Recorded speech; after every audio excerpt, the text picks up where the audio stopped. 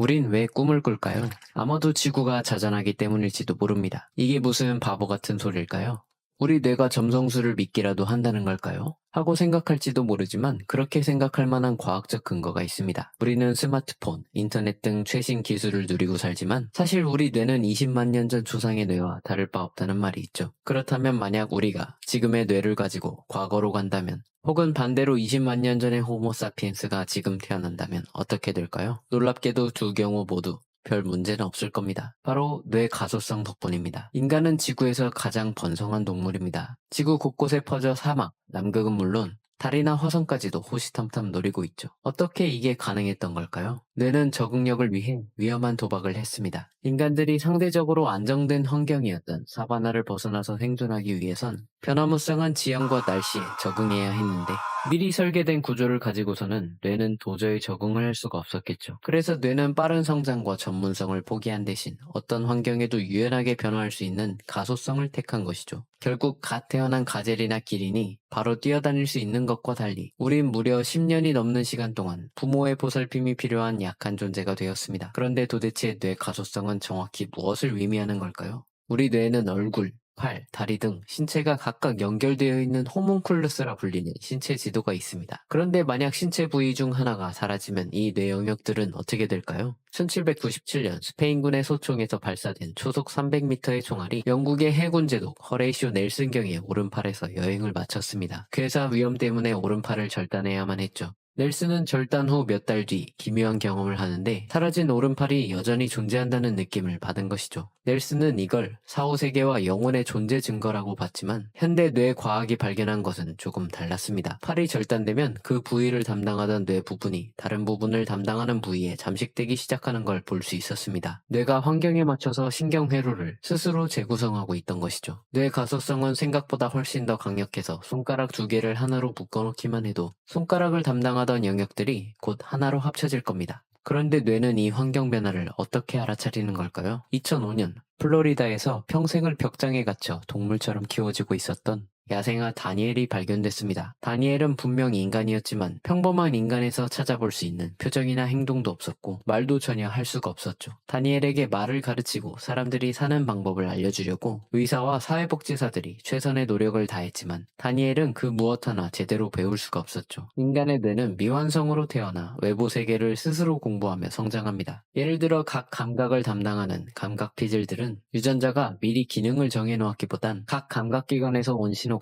우연히 그 부위에 도달했기 때문에 그 감각을 처리하도록 발달한 것이라고 합니다. 그런데 다니엘에겐 그런 것들이 충분히 주어지지 않았기 때문에 뇌가 발달할 기회가 없었던 것이죠. 한 실험에서 과학자들이 휜 족제비의 청각과 시각 피질 회로를 서로 바꾸자 시각과 청각 피질은 금세 역할을 바꿨고 휜 족제비들은 아무 문제 없이 앞을 보고 소리를 들을 수 있었죠. 결국 뇌의 각 부위는 어떤 일을 하기 위해 태어난 게 아니라 단지 그 일이 주어졌기 때문에 그 일을 하게 되었던 것이죠. 뇌는 마치 회사처럼 일하고 있던 것입니다. 한 부서의 특정 종류의 업무가 주어지면 그 부서는 그 업무를 처리하기 시작할 겁니다. 그리고 그 부서에 더 이상 업무가 주어지지 않으면 그 부서는 다른 부서에 흡수되어 재편되겠죠. 벤 언더우드는 2살 때 양쪽 눈에 생긴 암 때문에 두 눈을 모두 잃었습니다. 그런데 벤은 혀로 쯧 하는 소리를 내고 그 소리가 물체에 반사된 소리를 듣고 주변에 무엇이 있는지 파악할 수 있었죠. 마치 박쥐가 음파 방향정의로 앞을 보듯이 말이죠. 그런데 이 방향정의 능력은 벤만 가지고 있던 유일한 능력은 아니었습니다. 지금까지 보고된 바로는 수천 명의 시각장애인들이 이 능력을 발달시켰다고 알려져 있습니다. 이들의 뇌를 조사해본 결과 이들이 소리를 들을 때 청각부서뿐 아니라 시각부서였던 곳도 같이 활성화되는 걸 알 수 있었습니다.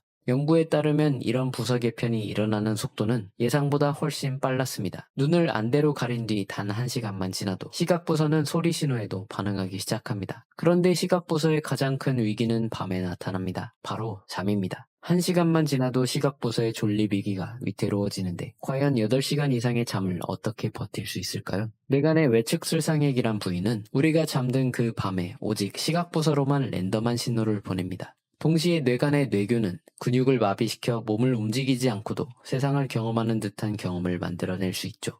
네, 바로 렘수면, 즉 꿈을 발생시키는 것입니다. 마치 뇌가는 잠을 자는 동안 유일하게 할 일이 없는 시각부서를 지키기 위해 어떻게든 가짜 일거리를 던져주는 역할을 하고 있는 것처럼 보입니다. 우리는 점점 나이가 들수록 잠에서 렘 수면과 꿈의 비중이 줄어듭니다. 또 기린과 가젤처럼 태어나자마자 뇌가 어느 정도 완성된 상태인 조숙성 동물들은 오랜 기간의 양육이 필요한 만숙성 동물에 비해 렘 수면과 꿈을 덜 경험하는 것으로 알려졌습니다. 뇌 가소성이 작기 때문에 시각부서가 쉽게 해체되지 않기 때문인 것이죠. 지금까지 꿈을 꾸는 행위에 대해 정말 다양한 해석이 있었는데 어쩌면 꿈이란 건 단지 지구의 자전 때문에 벌어지는 뇌의 사내 정치 암투극을 암시하는 것일지도 모르겠습니다. 그런데 뇌가 원래 처리하던 업무가 아니라 여기에 완전히 새로운 형태의 업무가 추가된다면 뇌는 어떻게 반응할까요? 백내장으로 인해 인공각막 수술을 받은 사람들 중에 자외선을 볼 수 있게 된 사람들이 있습니다.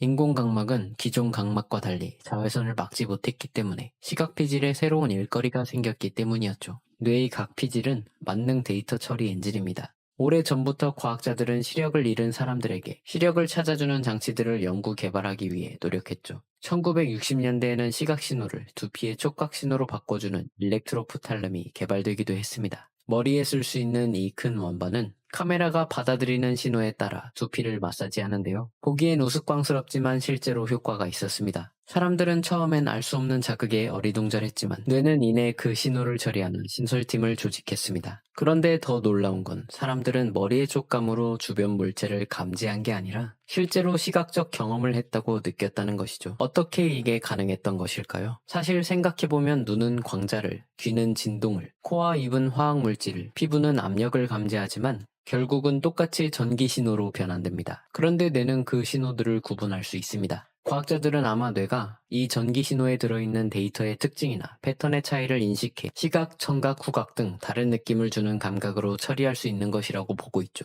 즉 어떤 전기 신호든 간에 유의미한 정보와 패턴만 있다면 우리 뇌는 그 업무를 처리할 수 있다는 겁니다. 한편 과학자들은 마치 새처럼 자기장을 감지해 진동으로 알려주는 벨트를 실험하기도 했는데 착용 후 몇 주만 지나도 그 감각을 길찾기 등에 활용할 수 있었다고 합니다. 또 눈을 가린 쥐의 시각 피질에 직접 전극을 통해 디지털 나침판의 신호를 전달하는 장치를 붙였는데 얼마 지나지 않아 눈 없이도 미로 속의 먹이를 능숙하게 찾아 먹을 수 있을 정도가 되었던 사례도 있죠. 그런데 만약 전 세계의 주식시장 정보를 뇌에 직접 연결시킨다면 어떤 감각이 발달할까요? 우리의 모든 감각에는 좋고 나쁨의 정서가 따라붙고 그 정서는 우리가 내리는 판단의 거의 모든 것이라고 볼 수 있죠. 만약 이 세상 모든 주식 정보가 뇌로 흘러들어온다면 남들이 알 수 없는 어떤 패턴에 의해 좋고 나쁨을 느낄 수 있을까요? 그리고 그 감각은 우리에게 어떤 느낌으로 다가올까요? 지금까지 연구를 보아 분명해 보이는 건 어떤 정보든지 간에 유의미한 정보가 뇌로 흘러들어오면 우리 뇌는 제6의 감각뿐 아니라 제7, 제8의 감각도 처리할 수 있을 거라는 사실입니다. 그런데 단순히 새로운 정보가 들어오는 것만으론 새로운 감각을 활용할 순 없을 겁니다. 뇌에 들어오는 신호 중에는 중요하지 않은 무수한 잡음이 있습니다. 뇌가 이 모든 잡음에 대해 변화한다면 뇌는 일관성 없이 계속해서 변화하게 되고 그 어떤 일도 처리하지 못할 것입니다. 뇌가 변화하기 위해서는 그 변화가 필요하다고 인식되어야 합니다.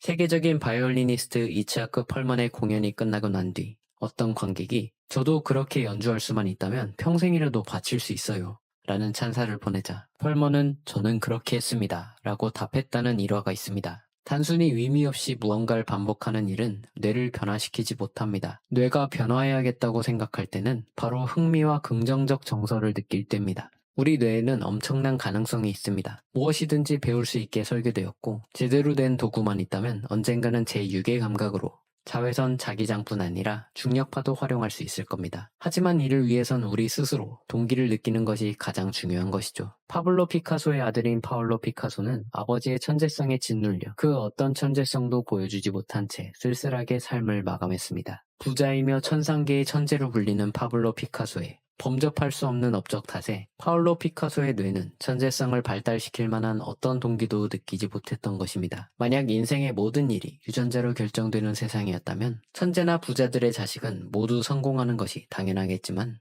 실제로는 그렇지가 않습니다. 부모의 엄청난 성공의 그늘 아래 어떤 일에 대한 내재적 동기를 발달시킬 틈도 없이 외재적 동기조차 느끼지 못하게 될 수도 있으니까요. 이처럼 뇌는 어떤 경험을 겪냐에 따라 0부터 무한대까지의 가능성 스펙트럼을 가집니다. 다만 우리의 의지가 중요할 뿐이죠. 우리는 각자의 세계가 된다는 미래를 바꿀 새로운 기술뿐만 아니라 우리 머릿속에 담긴 단 1.5kg의 분홍색 덩어리가 가진 무궁한 가능성에 대한 이야기가 담겨 있습니다. 인간은 우리가 가진 능력으로 과연 어디까지 나아갈 수 있을까에 대한 대답에 저자는 이렇게 말합니다. 바로 내 머릿속에 그 답이 있어.